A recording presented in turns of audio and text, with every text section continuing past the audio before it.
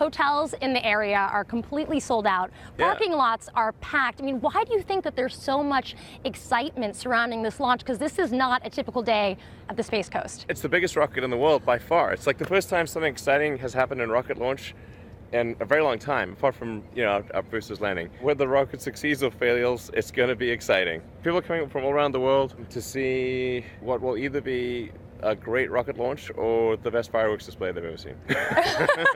When you guys were first trying to land the booster from Falcon 9, you likened the difficulty level to balancing a rubber broomstick on your hand in the middle of a windstorm. Right. So how would you categorize the difficulty level of this launch? Well, it's kind of like balancing 3 rubber broomsticks in a windstorm. So the most thing I'm most worried about on ascent is that you've got these 3 rockets which are, even though they look stiff, they're kind of floppy under these high loads. So you could have the body's bending and smacking into each other. You've got unbelievable sound levels and vibration levels.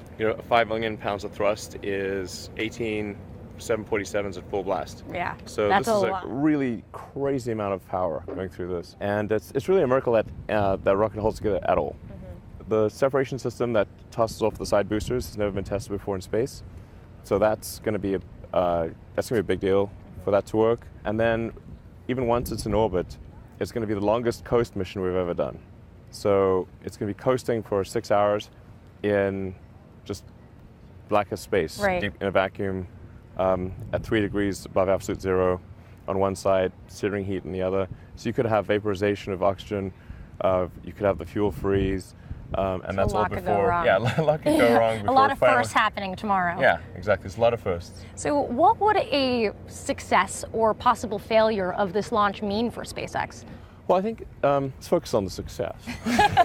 Right, think positive. The success part is it means that we'll have a rocket that can carry the biggest satellites in the world. In fact, people can actually make even bigger satellites than before. We could, if we wanted, take a Crew Dragon that's under development and send people on a loop around the moon and actually go further than they went in Apollo.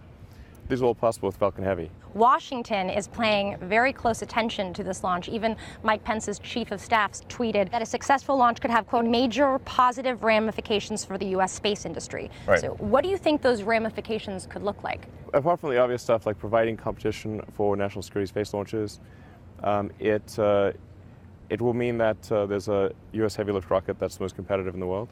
Our rocket will cost about half as much as other heavy lift rockets from Russia, Europe, and China, and be able to do twice as much payload. What will this mean, though, for the government's own heavy lift rocket program, the SLS? Well, I think it's going to give the government options. So it's good to have options for advancement of human spaceflight, and the competition's a good thing.